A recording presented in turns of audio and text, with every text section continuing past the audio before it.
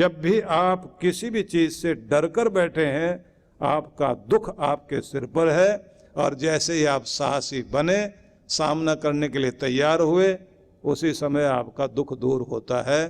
कृष्ण भगवान समझाना चाहते हैं, अगर अपने दुख से मुक्ति पाना चाहते हो तो दुख से मुक्ति बहादुरी से मिलेगी, कायरता से नहीं मिलेगी। कायरता छोड़ो, जो होगा देखा जाएगा, सामना करेंगे। डर कर भागते रहिए।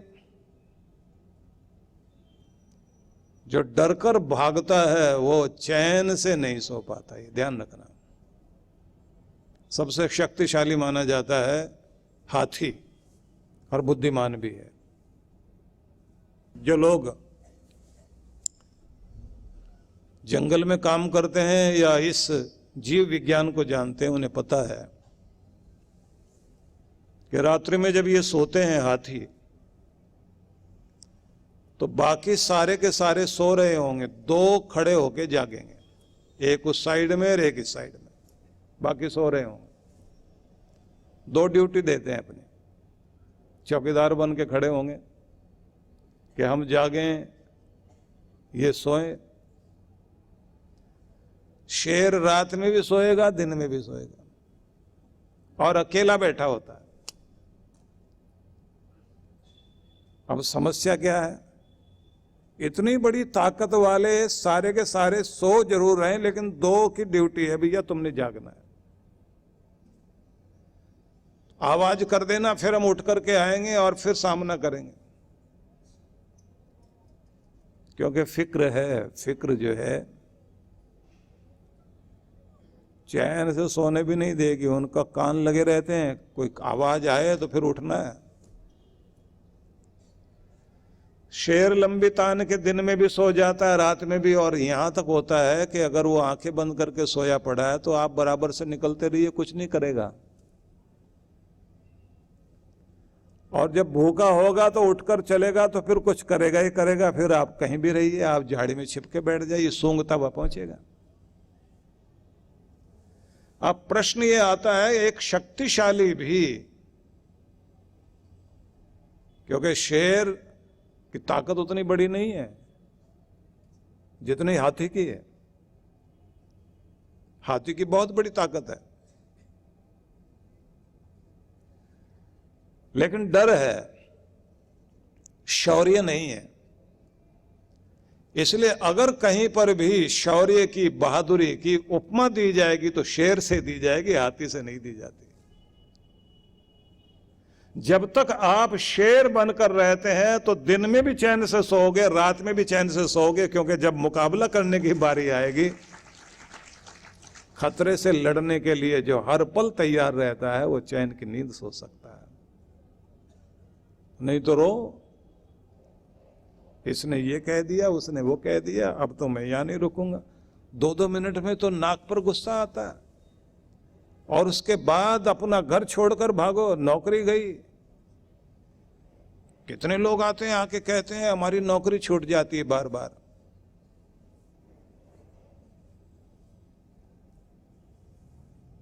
क्यों छूटती है? अपने को बर्दाश्त नहीं होता, गलत चीज हम बर्दाश्त नहीं कर सकते। हमने कहा कि आपको घर से लेकर बाहर तक हर जगह एडजस्ट करना ही पड़ेगा। भगोड़ा बनकर चलते रहोगे तो रोज रोज नौकरी छूटती रहेगी, और अगर जम के सामना करोगे तो एक ही जगह नीचे से चल करके ऊपर तक पहुंचोगे। एक जगह टिकिए तो सही। सब जगह दुश्मन ही बैठे, प्यार करने वाले लोग भी तो हैं। और बहादुरी तो यही है कि जो जीतना होता सिर्फ हथियारों से नहीं, प्यार से भी तो जीता जाता है। आप दिल से किसी को अपना बना लें, सैक्रिफाइस करना पड़ेगा उसके लिए। अपनी मैं को मार के झुकना पड़ेगा, मिलना पड़ेगा, उन्हें अपना बनाना पड़ेगा। जो तुम्हारे लिए कुछ कर रहे हैं तो तुम उनके लिए क्या करते हो? इतना कुछ करिए कि आपके बिना उनका काम चलना मुश्किल हो जाए। जिनका काम आपके बिना चलना मुश्किल हो जाएगा वो आपके पीछे पीछे घूमेंगे, और जिनको आपकी जरूरत ही नहीं है वे उनके पीछे आप घूमते रहिए।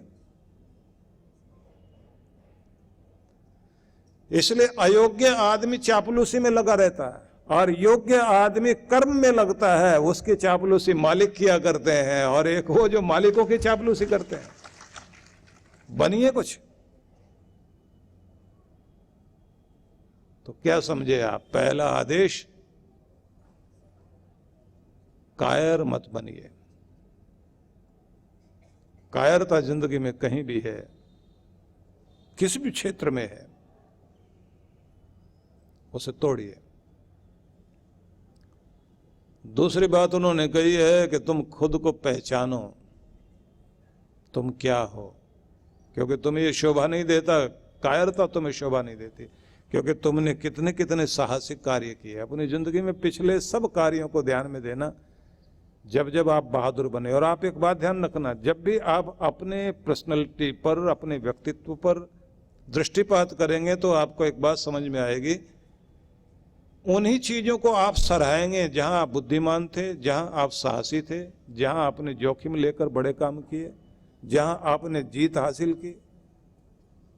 वो सब चीजें याद करके आप कहते हैं हाँ ये मैंने समस्या ऐसे सुलझाई थी, ये काम मैंने ऐसे कर लिया था, यहाँ मैं डरपोक नहीं बना था, यहाँ मैं बहादुर बना था, यहाँ मैंने समस्या को सुलझाने के लिए पूरी बहादुरी से जाकर बात की, प्यार से, और मैंने पराये को भी अपना बना लिया था। पराये को अपना बनाने का मतलब अपनी ताकत बढ़ाना। आपके रिश्ते आपकी ताकत हैं। जब आप अपने रिश्तों की ताकत बढ़ा लेते हैं तो उसके बाद दिखाई देते हैं कि आप पहले से बढ़ गए हैं। आप अकेले थे और आपके साथ आपका एक अपना मित्र मिल गया तो आप दुगने हो गए। जिस दिन आपके साथ 4 लोग हो गए तो उस दिन आपकी ताकत 4 गुनी हो गई। जिस दिन 10 लोग आपके साथ में प्यार से एक दूसरे के साथ इस तरह खड़े हैं कि उनकी अपनी पहचान नहीं, वो कहते हम सब एक, सारी उंगलियां एक, इसी को तो पावर कहते हैं। तो प्रेम की शक्ति से अपने आप को शक्तिवान बनाना, तो पहचानना कि आप कौन हो। जब आप अपने आत्म स्वरूप को पहचानते हो, क्योंकि भगवान श्री कृष्ण ने आगे दूसरे अध्याय के 8वें श्लोक में यही समझाया कि पहले तो तुम पहचानो कि तुम कौन हो। अंतवंत इमे देह नित्यस्योक्ता शरीरिण अनाशिनो अप्रमेयस्य तस्मात् युध्यस्व भारत। समझाना चाह रहे हैं ये तुम्हारा शरीर ये नश्वर है, ये तुम नहीं हो।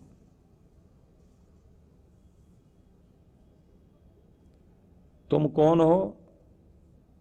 नित्य अविनाशी अपरिवर्तनशील जीवात्मा।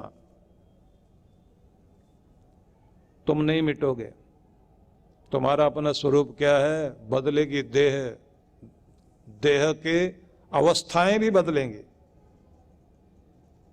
जिस शरीर में तुम हो उसकी अवस्थाएं बदलेंगी। बचपन, किशोर, बालपन जाएगा, किशोर अवस्था आएगी, किशोर अवस्था जाएगी, यौवन आएगा, यौवन फिर अधेड़ अवस्था में पहुंचेगा और अधेड़ अवस्था फिर वार्धक्य में, बुढ़ापे में। सारे परिवर्तन शरीर के। लेकिन जो अप्रमेय है वो तुम हो, जो बदलेगा नहीं वो तुम हो। जिसका अंत होगा, जिसकी सीमाएं हैं शरीर, लेकिन जो असीम का हिस्सा है वो तुम हो, तुम्हारी आत्मा है। तुम अपने को पहचानो, तुम मिटने वाले नहीं हो। पहले भी थे, आज भी हो, आगे भी रहोगे। इसलिए डर किस बात का? देखिए गीता में जिस चीज को सबसे ज्यादा बल दिया भगवान ने, यह समझाने की कोशिश की कि तुम कौन हो। मतलब वो आत्मा जो मिटता नहीं। नयनम छिंदंती शस्त्राणी, शस्त्र नहीं काट सकता इसे। नयनम दहति पावकः, आग नहीं जला सकती। न शोष्यति मारुतः, हवा सुखा नहीं सकती। न क्लेदयन्ति आपः, पानी गीला करके गला नहीं सकता इसे। मतलब हवा, पानी, आग, शस्त्र जो भी मिटाने वाली चीजें हैं वो शरीर पर असर डालेंगी, नश्वर संसार पर असर डालेंगी, तुम्हारी आत्मा पर नहीं। तुम ये हो। सीधा मतलब है, भगवान कहते हैं कि तुम अविनाशी, नित्य रहने वाली आत्मा हो। ऐसी जीवात्मा हो जो शरीर धारण करके बार बार इस पृथ्वी ग्रह पर आते हो और फिर लौट जाते हो।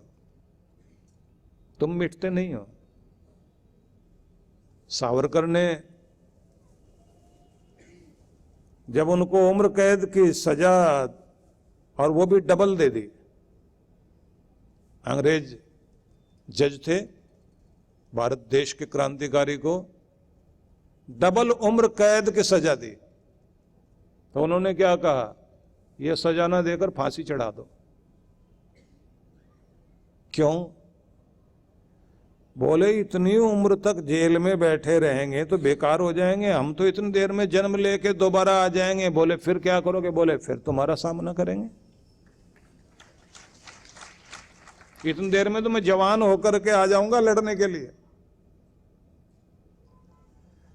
अब जज कहता है कि दुनिया भर के लोग डरते हैं, मरने से, मरने का डर ही दुनिया में सबसे बड़ा डर होता है।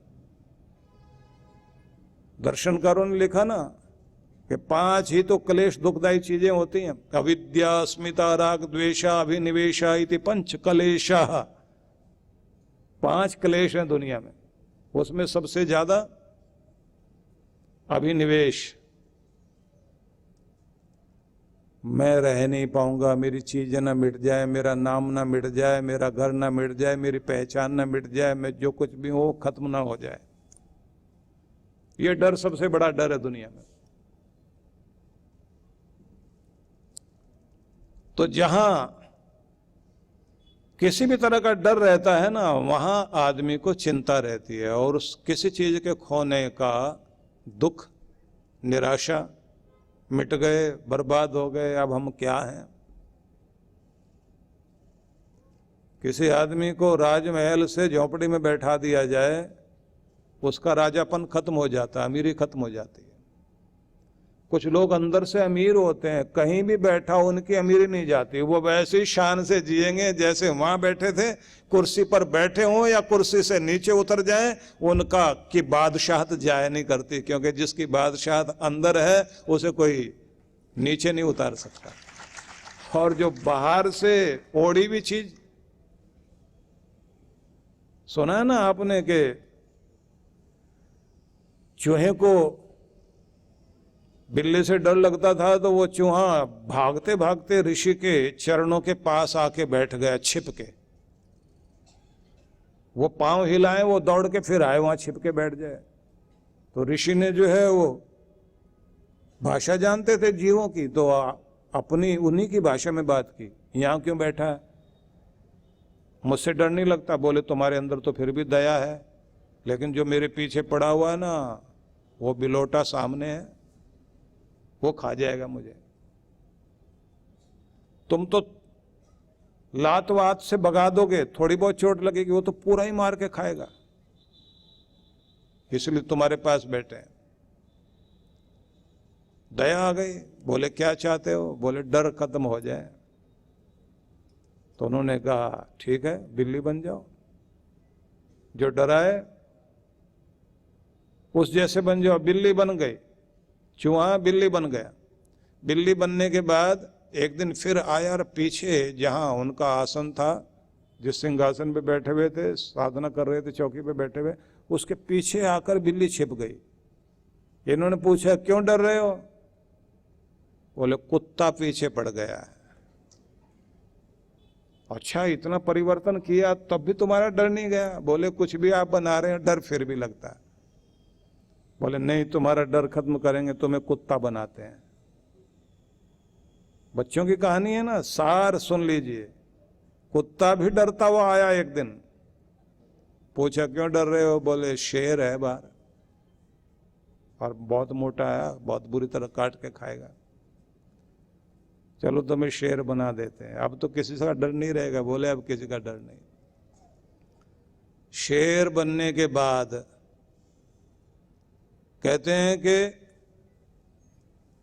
एक दिन वो उन्हीं को खाने आ गया और उन्होंने ऑर्डर कर दिया जा फिर से चूहा बन। ऐसे आपने कहानी सुनी, लेकिन मैं इसको ऐसे ना कह के थोड़ा मोड़ देता हूं कि वो एक दिन फिर आ गया डरा हुआ, क्योंकि बाहर एक दो शेर और आए हुए थे। अब ऋषि ने पूछा क्यों डरता है, तुझे शेर बना दिया? बोले शेर तो बना दिया, दिल तो अभी भी चूहे का ही है ना। तुमने बाहर से तो चेंज कर दिया है, लेकिन अंदर तो चेंज नहीं किया ना। अंदर चेंज कर दिया तो चूहा भी शेर है, और अगर अंदर चेंज नहीं किया तो शेर भी चूहा है। भगवान श्री कृष्ण चूहे को शेर बना रहे हैं। चिड़ी अंते में बाज लड़ाऊं, गुरु गोविंद सिंह जी महाराज ने कहा था। शक्ति दी जा सकती है, तो इसलिए कहते हैं कि पहले तो तुम अपने स्वरूप को पहचानो कि तुम हो कौन। न मरने वाली आत्मा हो। इसलिए मैं जो आपको सुना रहा हूं, सिर्फ इसमें प्रेरणा ही नहीं है, जीवन गाता है। ये वो संदेश है जिसे सुनने की आवश्यकता है, और सिर्फ सुनना नहीं, अपनाना है। एक तो आज से डरपोक बनकर नहीं जियोगे। नव जीवन साधना। क्या नकारात्मक विचारों को मन में आने ही न दें? यह हमारे वश में है? क्या तनाव की जड़ें मन में उपजेंगी ही नहीं?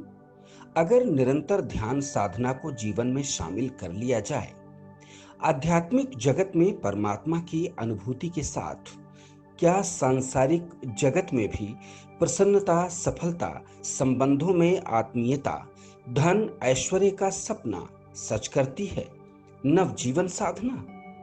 तो इसका जवाब है हाँ। इस कल्पना को साकार रूप देने का संकल्प है गुरुवर श्री सुधांशु जी महाराज व श्रद्धेया अर्चिका दीदी द्वारा भक्तों को ध्यान साधना की एक और अनुपम भेंट, नव जीवन साधना।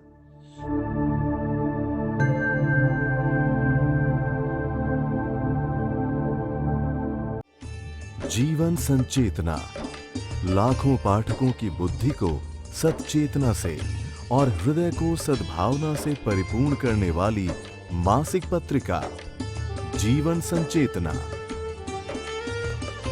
ये देववाणी है परम पूज्य श्री सुधांशु जी महाराज के उपदेशों को पढ़ने एकमात्र समान उपयोगी मासिक पत्रिका जीवन संचेतना। सदस्यता शुल्क भारत में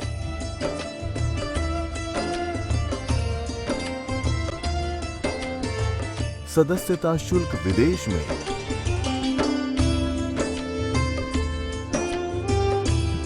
यदि आप जीवन संचेतना की सदस्यता प्राप्त करना चाहते हैं तो इस पते पर संपर्क करें। विश्व जागृति मिशन, आनंद धाम आश्रम, नांगलोई नजफगढ़ रोड, बक्करवाला मार्ग, नई दिल्ली